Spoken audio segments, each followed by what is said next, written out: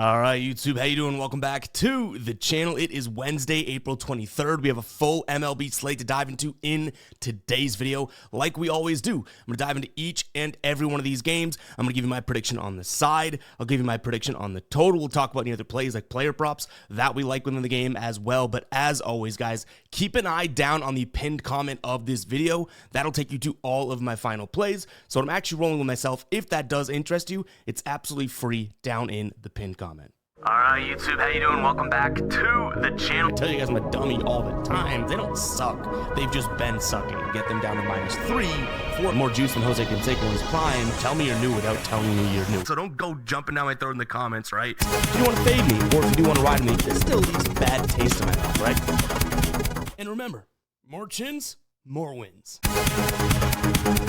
In terms of how we did last night, no, it was not a 5-0 sweep like 2 nights ago, but we'll still take the 4-1 night. The Orioles and Nats, first 5 under. That comes through, though it was kind of a sweat there. White Sox team total under, not necessarily a sweat. The Brewers and Giants, first 5 under, also got a little sweaty, and then I love the plus money play on the Padres. We got them for plus 105 on the money line. One more cha-ching, all right? The only loss we had, and this one I'm kind of kicking myself for, because right before placing it, I was thinking, should I just go Diamondbacks team total over, or should I go full game over? And what do we decide? The one that doesn't hit. But you know what? I think that we were just do that after having 2 really good nights in a row, I guess. But 4-1 night following up a 5-0 night. I'll take that. You're not going to catch me complaining or making excuses about 1 loss when we had 5 on the board. But like I always say, that was yesterday. We got to roll that momentum into today. Let's do it, guys. Make sure to hit that like button and hit that subscribe button. Really do appreciate everyone rocking with me. I am having a blast doing these MLB videos to start the season. We got NBA playoffs rolling. Things are really good right now, so really appreciate everyone tuning in and spending some time with me each and every day. But without further ado, let's jump into game number 1 here. We got Atlanta taking on St. Louis. So in yesterday's matchup, we saw Atlanta lose this one 10-4. This is another one where I was like, oh, do we pull the trigger on the over? And I just couldn't really get there. 14 runs scored in that game. Wish that we did. Neither pitcher really looked all that great, though I believe Atlanta switched out their pitcher, if I'm not mistaken, right? But ultimately in this spot, things could be a little bit different, right? We have Bryce Elder on the mound going up against Miles Mikolas. Neither one of these guys has been all that great. Elder's got an over 7 ERA, as does Mikolas. Mikolas has more starts under his belt so far this season, but still, we haven't really seen anything great out of Elder. He has faced Tampa Bay, who does hit righties well. Not last night, but does hit righties well. He's faced Minnesota, who's kind of a weird offense, right? But then the Dodgers also did get to him earlier in the year. So I guess we can give him some of those spots as a little bit of leeway, give him a little leash, but then realistically, we can't give him too much credit either, right? Mikolas is coming off of, I guess, one of his better starts in the season against the Mets, though he only went 4 2/3, 2 earned runs, just 1 strikeout and 2 walks, though. So the fact that that's one of his better starts is very telling. This one's simple to me. I don't know if we actually get there, but I'm just going to lean towards the over yet again. I don't believe in either one of these pitchers. I think Atlanta's offense, like I've been telling you guys, is going to start to get some things going ultimately. But you have St. Louis, who's a really good offense right now. Though I've said multiple times, I'm not sure if I believe in them long term. They're making me eat my words. So I'm going to lean towards the over. I think you have a good St. Louis offense against a pitcher that's struggling. 2 bad bullpens. And then even Atlanta, throw in the fact that they could start to get things going. That's how I'll lean here. If I had to pick a side, I would say it just flips. Bryce Elder, even though he's kind of off to a rocky start, he is kind of set up to pitch fairly well against the squad. He throws a lot of sliders, a lot of sinkers, keeps the ball on the ground. That's what you want to do against this squad right now in St. Louis. So I think that Atlanta actually is in a decent spot to take this win today at home and bounce back after a loss. Next up, we have the Mets taking on the Phillies. This was all Mets all day yesterday, and honestly, that first game, though it was closer 5-4 in the final score, Mets obviously looked decent in that one as well. They did put in, I think it was, 3 late runs, but at that point, it was 5-0. The Phillies battled back in the top of the 9th, so that game was still Mets all the time in that game, realistically. So ultimately, I do think the Mets, I guess their offense looks a little bit better than the Phillies does as of right now, but the Phillies are going up against a left-handed pitcher in David Peterson, and this season, they've been hitting lefties a lot better than righties. The Mets offense, we're still kind of waiting to kick into gear, but that said, if we look at what they've done recently, maybe they're in gear, right? In their last 5 games, 5-3, so that's not all that great, but 7-5-5 runs. So yeah, maybe this Mets offense is finally getting going. The problem that I would toss your way is they have Zach Wheeler on the mound. Zach Wheeler, I think, is one of the best pitchers in the game, definitely one of the most underrated, because some people still say that he's not good or that he gets tagged. It's like, this guy is really good. And when he does get hit, it's because he goes into the seventh inning, and seventh inning with like 2 outs, they start to get hits on him. You know what I mean? Zach Wheeler is a menace. And this is a Mets team that realistically hasn't, shown against studly pitching, I should say, that they are going to be really, really good, right? Those last 5 games I talked about, they went up against Chris Sanchez, but on the road, way different. Aaron Nola, Sonny Gray, who I've said multiple times, maybe losing his stuff, Liberatore, and Miles Michaelis, right? So this is going to be by far and away the best pitcher they've seen. I think I'm going to take a stab at the Phillies in this one. I do still believe in their offense. David Peterson's due for some regression, and I absolutely love Zach Wheeler. Now, in terms of how we would take that stab, I'm honestly considering like a first 5 play here. This Mets bullpen is taxed, so that's going to help us out. But honestly, the Phillies guys, they pitched like 6 guys yesterday. A lot of guys have worked 3 of the last 4 nights as well, so them having a not as good of a bullpen as the Mets to begin with kind of worries me. So I think we might just want to say, hey, Zach Wheeler versus David Peterson, go do your thing. Give me the Phillies on the first 5 money line. If you want, to get a little bit more spicy, maybe the first 5 run line for some plus money. In terms of a total, I do think that these are 2 pitchers that can obviously, suppress some offenses. David Peterson's causing a ton of ground balls to start the year. The Phillies also have hit a decent amount of ground balls. So I guess I'll lean under, but it would probably be a first 5 under. Like, I see this one being maybe like a 3-1 first 5 lead, or 2-2 at maximum in the first 5 type of thing. So yeah, the Phillies, even though I like them, there is kind of a small margin of how I think they do it. And the full game total that the odds makers have set speaks to that, right? 7.5. 2 decent offenses, well, at least the Phillies versus a lefty, and the Mets maybe turning the corner, yet they still throw this total way down there, is a little telling, wouldn't we say? All right, real quick, before we do move on to the rest of the games, Caesars has an awesome deal going on right now, and I've been finding some serious MLB value over on Caesars, but the deal is for new users, and it's pretty damn awesome. You bet $1, and you double your winnings on your next 10 wagers, up to a maximum of $25 in those wagers. But it's really, really cool, right? You pretty much, all you have to do, win or lose, just bet that $1. And then each of those next 10 plays, you will double your winnings. Go check it out. Like I said, this is a great deal, but I've actually been finding a lot of value on Caesars in the MLB, especially with some nerfies and first 5 inning plays, which I like the first 5 inning plays. We were getting called king of the first 5 in the comments, which I didn't hate in yesterday's video.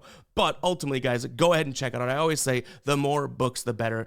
Update your arsenal. You want to odd shop. You want to get the best lines out there. And like I've already said 3 or 4 times, they got some value. Check it out. That link will be down below in the description, as well as the pinned comment. The deal is obviously amazing, but realistically, the value is what you're searching for long term. So go ahead and check out Caesars, guys. That link will be down below in the description, as well as the pinned comment.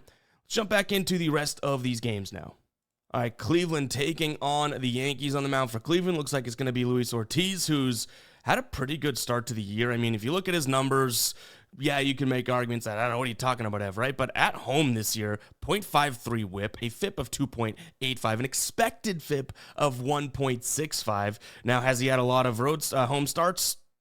No, he has 1, and it was against Kansas City. So take the numbers with a grain of salt. But I do think that there are a few things that you can pluck out of his season that have looked okay. One being, and it's just for the matchup, he throws a decent slider, right? The Yankees, that's like one of their worst pitches. It's that and the knuckle curve. How often are they going to see the knuckle curve? So I do think that this could be a spot for Luis Ortiz to pitch fairly well. And then you have Rodon on the other side, who, weirdly enough, has been okay on the road this year. I mean, ultimately, his only real bad start was that one earlier in the year, right? But in his most recent start, I should say, against Tampa Bay, right? And he's a lefty. He went 6 innings pitched, just 2 hits, 9 strikeouts, 0 earned runs. Now, he did have 4 walks.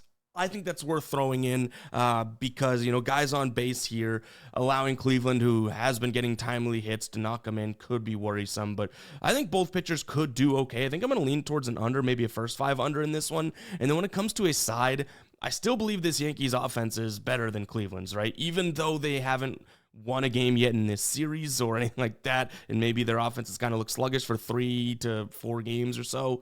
I think that they're going to kind of come around the corner, so I'm going to lean towards the Yanks in this spot. It's only a matter of time before some of these guys start hitting a little bit better, whether it's Bellinger or Jazz. I do think that we kind of see that at some point. Maybe I'm wrong. I'm a Red Sox fan. I'd love the Yankees to kind of just be in limbo all season long. Right now, they're 13-10, 14-10, something like that.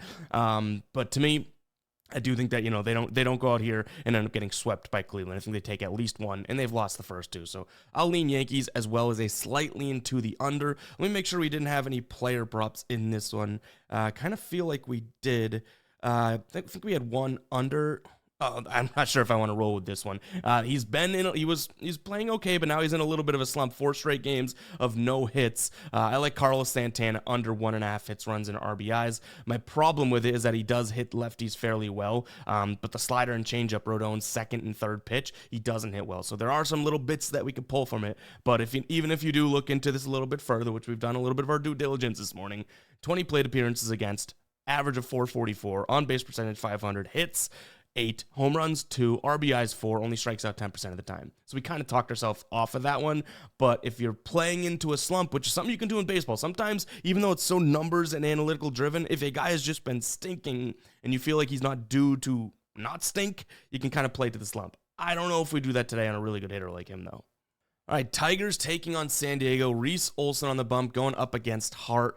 Hart has been hard to watch this season for me. Though he had that, I forget what he pitched one really good game, but it was against a crap team. He comes out against Houston, doesn't look all that great. I think he allowed double-digit hits in that one. Reese Olson finally kind of puts together a really good start. 5 innings pitched, 0 earned runs, 5 Ks, 4 hits, but it was against the Royals. And again, this Royals offense is just puzzling right now. They have some good names. They have good guys in that lineup, and they just cannot seem to hit. So I don't know if Reese Olson builds from that, now going against a good San Diego offense, you know what I mean? Or if that was a one-off type of a thing. This San Diego offense is the number 1 team in terms of average, batting .281 against righties this season. WRC plus at 119, that's 7th best. In terms of on-base percentage, number 1, top 5 for OPS, 7th in slugging. They are keeping the ball on the ground and in play a little bit. So I think that that's going to feed into Reese Olson, who this year does have a 1.44 ground ball to fly ball rate. So that could help out a little bit, but ultimately, I still do think that this is a spot in which San Diego gets runs when they need to. I just don't know if I can trust Kyle Hart, right, who 6.48 ERA, a 5.85 FIP, which is fielding independent pitching, 5.41 expected FIP, an average against of 273. On the road this series, boasting a 423 average against. There's a bunch of righties in this lineup. He struggles against righties. They're batting 333, so this may be a spot in which I like the over. Because, again, I do think San Diego could get to Olson a little bit, unless his sinker is absolutely dominant today. He does throw the sinker 28% of the time. San Diego, for being a really good offense, in fact, we'll just show you here in the dashboard, for being a really good offense, check this out right here. Dead last this season, so last 30 days, but obviously less than 30 days of baseball so far.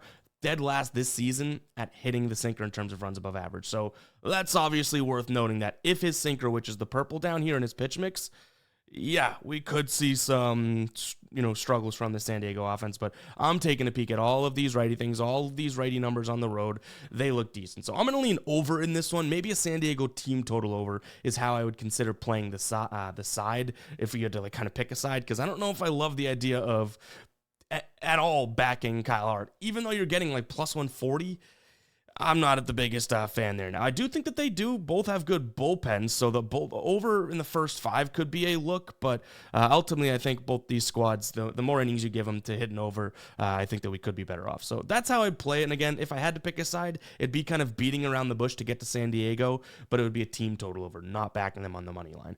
Player prop-wise, I don't believe we had anything in this one.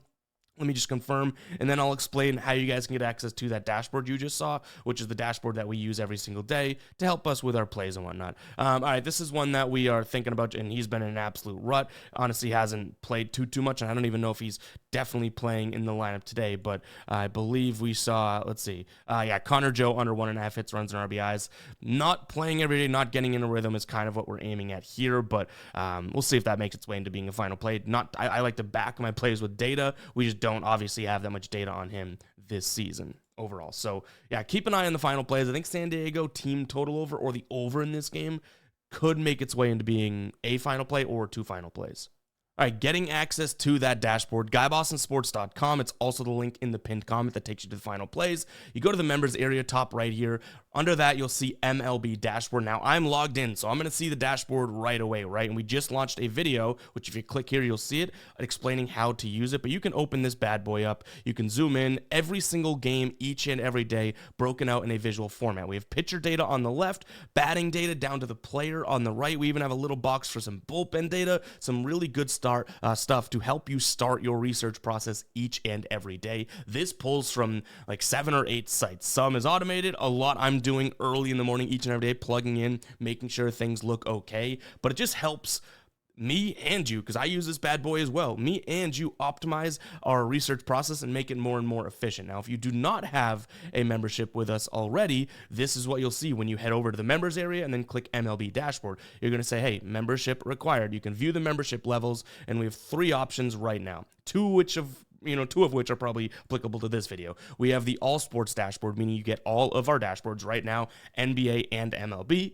Or you could just do the MLB dashboard, $4.99 per month. Now, note, you will save a little bit in the long term if you do the all sports, because, it's saving you about $1 per month if you like the NBA as well. I would always recommend that. I think that having our NBA dashboard and MLB in your back pocket will help you become more educated and learn more and more, and honestly come at things from better angles. I just believe in these dashboards that we've built personally. But whichever one you guys think kind of matches what you're looking for, go ahead and check out. Again, that's GuyBostonSports.com. It is different than the YouTube memberships. That's how you get all of the private videos that we have and how to build some models and that type of thing. This is just for the dashboard. It's over on GuyBostonSports.com. Consider becoming a member today. All right, Miami taking on Cincinnati. I'll tell you where I want to go in this game, but I'm not all that sure I can get there just based on, well, not the pitchers, but the pitchers' trends so far this year. So I like the idea of a first 5. You can get under 5 right now for minus 135. So you kind of get that half run as maybe a little bit of a safety net for some push potential. We have Sandy Alcantara on the mound going up against Brady Singer. We know both of these guys do have skills, right? And they are good pitchers. Brady Singer has looked, I would say, decent in the Reds uniform, ultimately. Sandy Alcantara, we know, is one of the most talented guys in the game right now. Yes, he's on kind of a crap team, and yes, he hasn't really looked all that great, but I still do believe in him, right? The problem here is that, yeah, you have 2 good pitchers pitching well, 2 offenses that are kind of shaky. I get all this, yada, yada, yada. The problem is that on the season, we have Brady Singer, who has made 4 starts now. The over in the first 5 is hit in all 4 of those games. Then we have Sandy Alcantara. 3 of the 4, and his last 3 specifically, have been the ones that have gone up and over in the first 5. So I do still think the first 5 could be a play. You have both teams hit a decent amount of ground balls. Sandy Alcantara will either get out of jams or throw a ton of ground ball type pitches, especially with his sinker and whatnot. So again, I still believe this could be a play. And I like the pitching. I think that it could match. I think they're both due for some progression, especially Alcantara. But you look at those trends, and it's like these guys, when they pitch, just can't seem to keep it under in the first 5. So a little worrisome for me. That is where I want to go, though. That is my first look. If I had to pick a side here, as good as Alcantara is, the Reds, similar to why we kind of like the Yankees, I don't see the Reds coming in here and getting swept by Miami.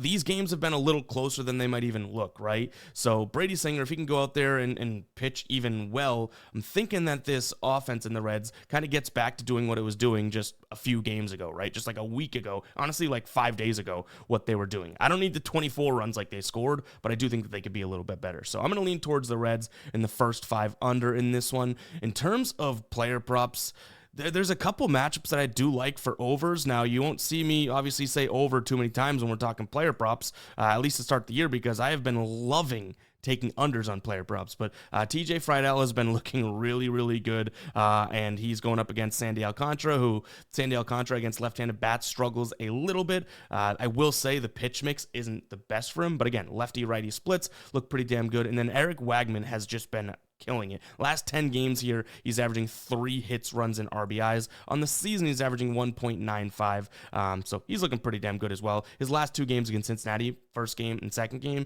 he had 4 hits, runs, and RBIs, and 3 hits, runs, and RBIs. So If you want to follow the trends for the overs, don't mind those. But again, you won't see me, at least for now. When we get later on in the year and have more data, I'm probably going to start rolling towards more overs. But I have been in love, and we're still in the honeymoon phase, meanwhile. I have been in love with the unders, hits, runs, and RBIs. So feels like I'm being I'm cheating on the unders here by looking at a couple overs, but I do like them.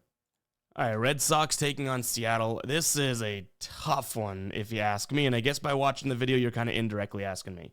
The total set at 10. I do think that we have some weather here in Boston that is going to kind of, contribute to some more runs. There's wind blowing out to right field, but it's going to be really nice. 70 degrees here in Boston today. No big deal. It's beautiful out. But also, you do have two pitchers, Emerson Hancock and Sean Newcomb on the mound. That can definitely give up a lot of runs and in a hurry. So I would say I still lean over even though it's 10. I kind of want to lean Red Sox because I think that they are the better offense, and Hancock has not been all that great. Even though he only has a couple starts under his belt, I still don't fully trust anything that we're seeing from him. Newcomb, at least, as crazy it is to say out loud, has at least kind of put together, 3 starts that are pretty decent in a row. And it's not like Seattle's big bad offense is walking in here saying, oh, let's go and torch the kid, the guy. I don't think that they're that good, right? I even said it yesterday. That's why I leaned Red Sox. I said they just scored 8 runs in a row, two games of 8 runs, right,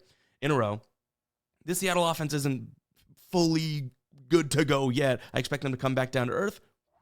Right back down to earth, right? Brian Bayo went 5 innings. He got out of a massive jam in the bottom of the 5th, and then the bullpen made a little shaky, but they got out of their spots as well, right? This comes down to, I think Newcomb's on a little bit better of a path, and Boston's a better offense. So give me the Red Sox and the over, but I don't know. This is definitely one of those games where you're playing like hot potato with your plays because nothing's going to feel good in the hands when you place it. You're just going to have to close your eyes, bet it, and forget it type of thing. Did we just use like 14 analogies in one sentence? What the hell am I talking about here? Let's move on. All right, next up, we have Washington taking on Baltimore. Sugano on the mound for Baltimore, going up against Trevor Williams for Washington. Trevor Williams coming off a decent start. I mean, they lose the game, but he went 5 innings, just 1 earned run, 5 strikeouts, 3 walks, and 3 hits against Pittsburgh. Sugano has realistically just looked mediocre, right, to start the season. He did go 7 innings in his last outing, only 2 earned runs, 3 strikeouts, just 5 hits. So I kind of give him a lot of credit there, right? But ultimately, does he have that much of an advantage here over Trevor Williams? I'm not all that sure. Do we like them as road dogs? I'm not all that sure. The thing that I probably like here is the fact that Baltimore has lost a million games, that seems this season for a team that was supposed to be very, very good. And they're coming off of a game in which they get beat 7-0. Let's not forget the game before that, they lost 24-2. So at some point, this offense is going to say, F it, let's just get some runs on the board, right? And that could be today. They're going up against, again, Trevor Williams. So I'm not going to sit here and try and make a case that the dude is filthy and all good. Like, no, it's Trevor Williams. He should get hit up a little bit by this team. He'll throw the slider. Okay, and by the way, righty pitcher. Baltimore hits righties really well this year. They stink against lefties, but he throws the slider. They hit the slider, 9th best in terms of runs above average so far this season. They're going to get the changeup, top 10 team there. They'll get the fastball, the middle of the pack. The only thing that concerns me, and it's his least thrown pitch at 13.7%, would be the sinker. But you're going to find a lot of guys, even seeing this in the dashboard, right? A lot of guys with a pretty damn good OPS here against righties. I mentioned it, the slider, you see the meat of the order right there. The changeup, these guys all hit the changeup pretty well. The fastball, like I said, kind of middle of the pack, and you can even see these numbers here as a team. The sinker is the only one that I'm a little concerned with, but he only throws at 13.7% of time. So there's the proof that we're talking about facts here, right? Give me Baltimore in this spot. I expect them at some point, their offense to kind of come alive, and it could be today against Trevor Williams. Sugano's never seen any of these Washington guys. Maybe that splitter that he has, the splitter, sinker, and I would say slider could be really good pitches for him today. So yeah, you might see a Baltimore money line play for me. I do think that Baltimore's bullpen has been struggling as well, but you can't put, you can't put Washington and bullpen in the same sentence without saying terrible either, because this is the worst bullpen in the league, whether they're taxed or not. You know what I mean? Like, I'd take an untaxed Washington, or take a taxed good bullpen over Washington's untaxed bullpen. So yeah, which is kind of, I guess, similar to what we have today, even though Baltimore's bullpen I don't think is in rough shape whatsoever. Washington's is fully good to go. I just don't really see them being a threat at all. And then in terms of player props, nothing major in this one. It's kind of just Baltimore all the way for me. If we had to go towards a total, I think I kind of buried the lead here. Baltimore team total. Again, I think at some point they freaking get things going. All right, Cubs taking on the Dodgers. We have Sauer on the mound. I don't know if I'm saying that correctly. For the Dodgers, he has one appearance this season. It came a little bit earlier in the year. Then he went back down to AAA where he's made 3 starts, and he's actually looked pretty damn good. He's got a 1.5 ERA. I think it's a 0.8 or 0.7 whip, something like that. I'm not always all that familiar with the AAA stats, but now coming back up to the bigs again, he has not made a start yet. The thing that's kind of piquing my interest here is that the Cubs are pitching Matthew Boyd, and what do we know about that? Oh, we see that the Dodgers have struggled with lefties this season, like I've been telling you, right? So, yeah, I do think that this could be a spot in which Chicago does well. I mean, we saw Shota Imanaga pitch okay yesterday, right? Like, they started to score all their runs late in the game. I think they got to him in the first inning. You're like, oh, boy. But then the Cubs battle back and put up a big number in the first inning. And then from there on out, Shota Imanaga was settled down a little bit, right? And ultimately, yes, the Dodgers did, like I said, get to him. But it was the bullpen that led up, the 6 other runs that they scored. So though, Chicago's bullpen's kind of on the struggle bus to some degree, we still do see the fact that this Dodgers team has not been hitting lefties as well as you might think they are because of the names in their squad. So yeah, for that reason, give me the Cubs. Gonna trust Boyd in this spot. Do I really want to sit here and say that, this Dodgers team is going to consistently over and over again stink? And no, guys, listen, this is still the Dodgers. I've said fundamentally they should be better against lefties on paper. They're just going through a rut. It's been a pretty long rut, but I expect them to put it together at some point. But Matthew Boyd's been a really good pitcher this year and really good at home. So I don't necessarily give it a good chance of it happening today. The thing that I would ultimately lean towards would potentially be, maybe like a Dodgers team total under, as not ultimately, but one thing that I also could lean towards could be Dodgers team total under in the first 5. They hit their 3 yesterday, I get it, but again, I think Matthew Boyd has a good outing here. And when they last played against each other, Matthew Boyd did pitch against his squad. He went 6 1/3, maybe just 6 innings pitched, 3 earned runs, 7 strikeouts. He still has a walk problem. The guy's averaging a ton of walks. I think his walk rate is like nearly 10% this year. But to me, Cubs, and I think he pitches fairly well against this Dodgers squad. That being said, I don't know if we got the cojones the size of Mount Everest to be able to throw on the table and just absolutely fade the Dodgers, right? The way I've been explaining it to you guys is that when a lefty's pitching is the only time that I'd consider fading the Dodgers, realistically, but it doesn't mean that it's an auto fade whatsoever because they still have such a damn good lineup that obviously at some point, they'll start hitting lefties. But yeah, Dodgers, maybe a team total under as well. I think the Cubs could do pretty well. Again, they have a really good offense. I just don't know what to make out of them going up against this Sauer kid. Houston taking on Toronto. You have Bowden Francis on the mound going up against Ryan Gusto. Yikes is what I'd say to that. Talk about not really knowing. I thought that we were starting to get a picture of what Francis is or was, but I think he just has been allowing I guess for me now, I'm being particular here, seems to be allowing a decent amount of guys on base, like 6 hits per game type of thing. He's striking out a few guys, so I guess I'm being pretty hypercritical on him, but what do we know and what should we expect about Ryan Gusto, right? So I think both these guys have some decent potential. I don't think I'm trying to take that away from them, but are they really guys that we can fully put our trust in to go out there and roll with in terms of any sort of final plays? 26-year-old pitcher, what's Francis, like 28 or something like that? To me, this is going to be one where I think both offenses kind of get things back on track. Now, Houston's offense, 2 straight games now, 7 runs, 5 runs. Toronto is the team that kind of needs to contribute to get to an over 8.5, but I do think that that's what I'm going to lean towards. Now, both teams have fairly good bullpens, so I expect these runs to come early, so if you like the first 5 over, sure. But I think that's all that I'd touch in this game, and even so, I hope you guys can understand by me saying that it's not like my most confident spot right now. We'll get the guppies in the comment being like, why talk about it if you're not confident? Because we talk about each and every game. We have a blast doing it. And I love talking about sports. Like I say, sue me for that, right? In terms of what we have from a side, I guess this would be another spot in which I think there's a potential avoiding of a sweep going on here. So give me Toronto for the plus money. But I think I might like the over a little bit more in this one. And this is honestly, guys, probably have noticed through a bunch of games so far, it's kind of like, I kind of like this. I'm not sure. It's kind of a weird slate, right? We got getaway day for a lot of teams, like kind of a weird slate. We could be honest about that. All right, Kansas City taking on Colorado. This one was weird yesterday. Kansas City pretty much was about to close the door on Colorado, and they said, nope, let's go to extras. Let's make it sweater. Now, Kansas City did eventually win. They scored 4 runs, which is more than they have been scoring so far this year. Yeah, listen to this, guys. If you had been taking both of these teams so far this year, and I believe this is based on a $100 better. So say you're just taking Kansas City or you're just taking Colorado. Colorado, you'd be down $1,400, and Kansas City, you'd be down, I think it's like just about $500. And that's based on like the odds that they are and whatnot. So these are 2 of the least profitable teams in the league right now, realistically. Kansas City at least is, in the mid 4s in terms of that loss of profit. But ultimately, what do we go to here? We have Lorenzen on the mound for Kansas City. He's going up against German Marquez. Both these guys do pitch to ground balls a lot. Colorado and Kansas City do hit the ball up in the air a decent amount, so it kind of worries me about thinking about taking an under, so I'm probably going to stick off of that. I would go Kansas City first 5, or if we really can get behind a Kansas City team total over, that might be where I go. I don't really want to put all this faith in Lorenzen to do squat, but I also don't fully trust Kansas City's offense for the first 5, so maybe the clearest spot to look, and it's so weird saying because like you're trusting Lorenzen, I don't love all that much.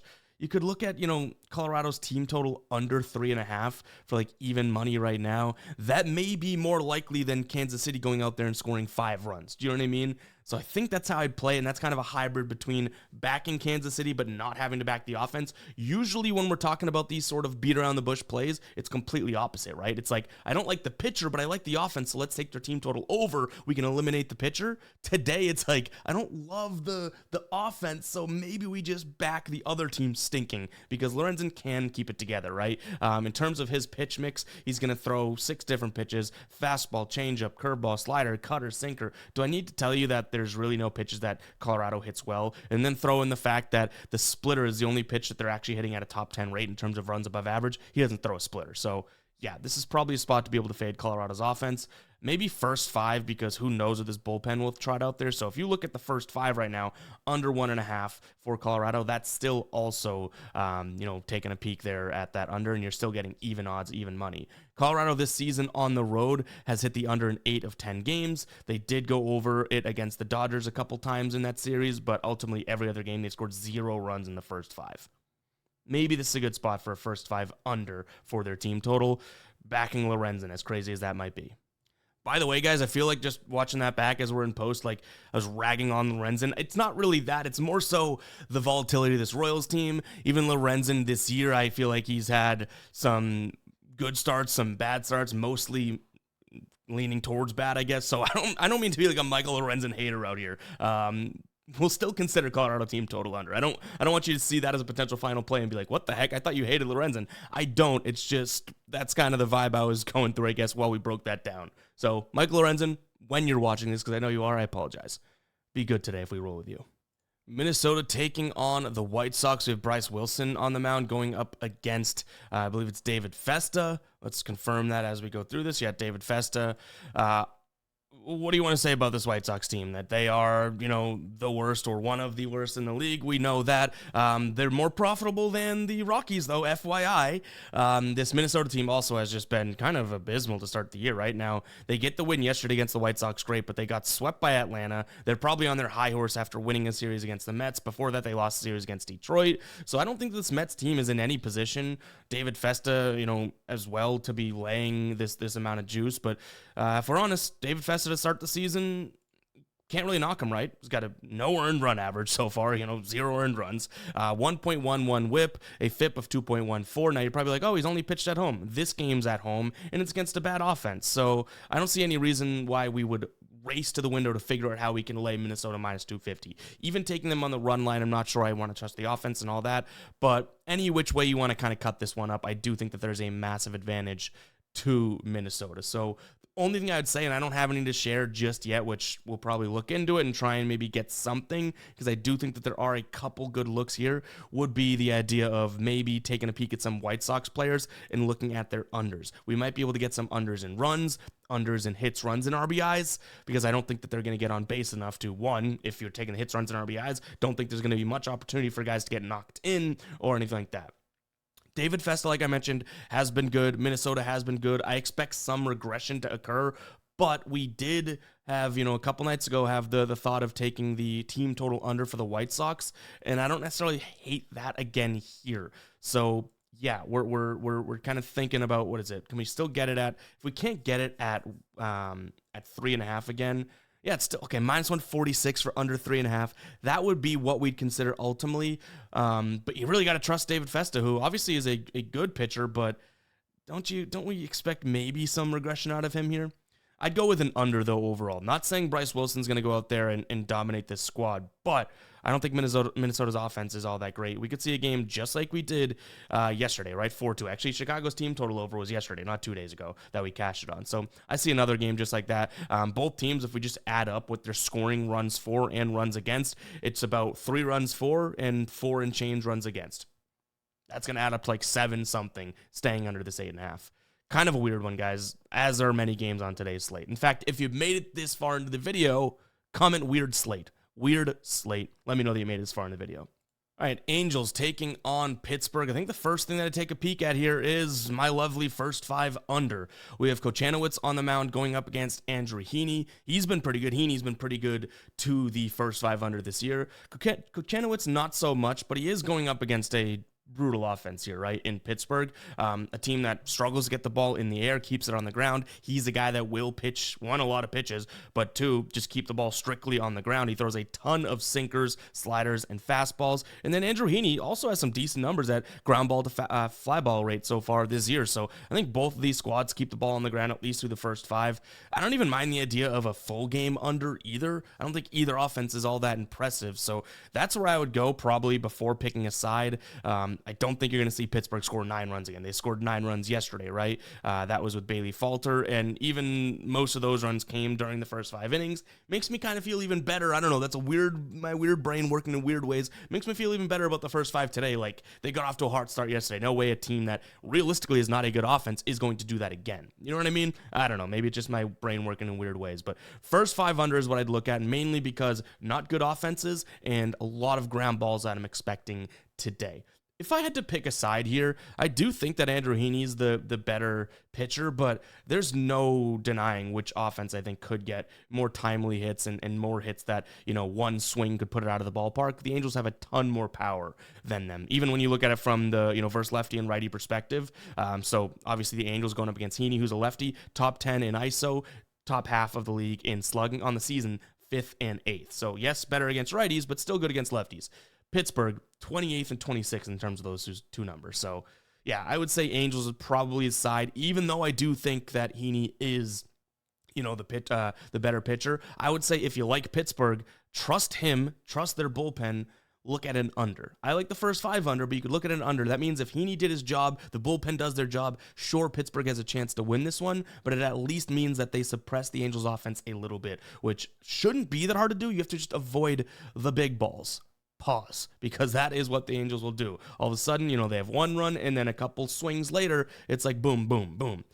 In terms of player props here, we do have a couple unders that I'm liking, both on the Angels side of things. First off, it's going to be Logan O'Hoppe, under 1.5 hits, runs, and RBIs. He bats lefties really, really well, but he does not hit the fastball well, doesn't hit the changeup well. The curve, the slider, and the sinkers, he does not hit well either. I think a sinker who he's only going to see, he's only going to see it 6% of the time. That's what he hits a little bit better, but I expect Andrew Heaney to be able to keep O'Hoppe kind of reeled in here against this, against the even though he bats lefties pretty well with that pitch mix. I kind of like it, right? So that's going to be a spot in which I'm considering there. And then the next one's going to be Kyron Paris, who I kind of like this for the exact same reasons. He's not all that great again, or he's a lefty or righty, excuse me. Andrew Heaney should be good against him. He doesn't hit the fastball, change, curve all that well. I think I would go, even based on the odds, to O'Hoppe before either of those, before the Paris one. But I think that the first 5 under is probably better than either of those. But we may get O'Hoppe in there because, again, you have to get 5 pitches deep before even seeing a pitch that he likes from Heaney. So yeah, I think that could be a spot in which we can consider. I didn't even mention him against Heaney, though. He's kind of been decent against Heaney in small sample sizes, just 6 at-bats. All right, Diamondbacks taking on Tampa Bay. We can kind of go through this one quickly because I have a pretty succinct way of explaining why I like it, which is rare for me, right? I'm not going to babble. Taj Bradley on the road, far different than when he's at home. Point in favor of Diamondbacks. Eduardo Rodriguez on the mound for the Diamondbacks today. Has he had the best season? No, but which hand does he pitch with? You guessed it, kids. He pitches with his left hand, a hand that Tampa Bay just legitimately cannot seem to touch. So simple enough for me. I like the Diamondbacks here on the money line. When it comes to the bullpen, the Rays bullpen is absolutely fresh. And then Arizona's, I believe, let me make sure before I speak out of my ass here. Arizona's bullpen, yeah, fairly good to go as well. So if you want first 5 money line, sure. I would probably say let's go full game money line because I still believe this is a way better offense, even if it's righty versus righty in Arizona. So yeah, give me a few more innings. So Arizona on the money line, definitely potential play. Maybe we consider their team total over.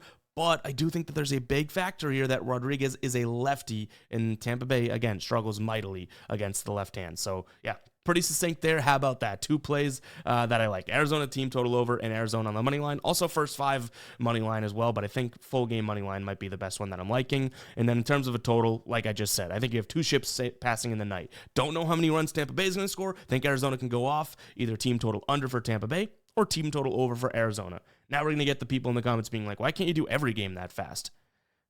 I don't know. If I had the answer to that, I probably would. All right, San Francisco taking on Milwaukee. Freddie P on the mound for Milwaukee. He's going up against Logan Webb. This is a very low total, which makes a lot of sense, right? You do have 2 of the best that these teams have to offer pitching. Both guys having decent seasons here.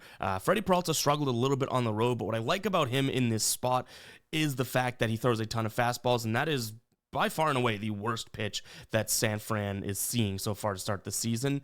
I like the first 500 in this one. Now, you got to pay a lot of juice and get it at 4, which is a little worrisome, but I think we're doing that rather than 3.5 because I know if we took 3.5, all of a sudden I see a 2-2 game and I'm like, are you kidding me? But we cashed the first 5 in this one yesterday. I expect us to again today, again, trusting both of those pitchers.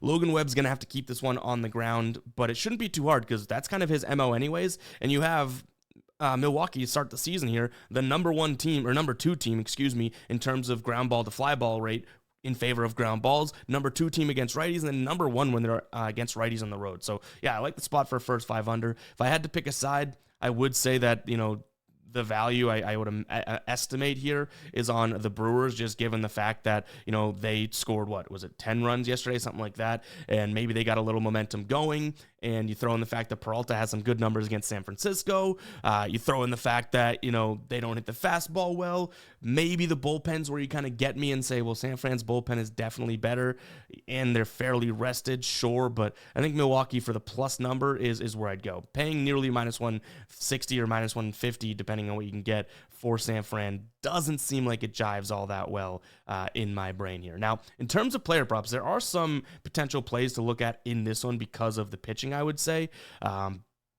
But they've already kind of adjusted. Like some of these guys that would have 1.5 hits, runs, and RBIs line, it's been back a bump down to 0.5 and that type of thing. So there are a few that I kind of searched for and found. This one worries me a little bit because he gets on base a ton, but Sal Frelick under 1.5 hits, runs, and RBIs could be a fair look, especially if I think it's going to be a low-scoring game. But again, my kind of problem/concern would be the dude does get on base, meaning he's going to have a little bit more opportunity than some of these guys to get a hit. That's one, right? And then come around and score a run, even though I think it's going to be a low-scoring game. So I think there's a chance I play that. It's really juiced right now. But again, a lot of these numbers have been moved down to some degree because of the fact that this is such a low projected total. So yeah, I would say first 5 under, maybe a look at Milwaukee and then Sal Frelick, the 3 ways I'd look at this one. All right, A's taking on Texas for our last game of the day. I would tell you this, and I hope you guys don't hate me for it, but I would say your guess is as good as mine in this one. We have JP Sears, who's had a okay season, but not so much at home, going up against Kumar Rocker, who's had a meh season, not so much on the road. Do we just blindly look at the over? Potentially. I mean, left-handed pitcher, Texas does hit better, and Athletics, their offense has been pretty decent, right? And neither bullpen I'm all that afraid of. I do think that 9.5 is kind of up there, though. but I'll lean towards the over in this one, and then screw it. Coming off of a loss, I guess we would say the A's, right? Like they lost, what, 8-5, something like that yesterday? Sure, they bounce back and win this one, but your guess is as good as mine on the side. If you're thinking Texas backing Rocker, I do not want to have anything to do with changing your mind. I'm just being completely honest. This game is an over or nothing for me, and I don't even love player props in it. So unfortunately, that is going to wrap it up for today's show. A lot of question marks on the board, but I think we got a few plays in there and some that I'm already ready to look into even more to kind of churn out some final plays. So guys, keep an eye on the final plays in the pinned comment for that. It'll take you to the Guy Boston Sports site. But yeah, if you did enjoy, make sure you guys hit that like button, hit that subscribe button. We'll catch you guys in the next one, all right? Peace out.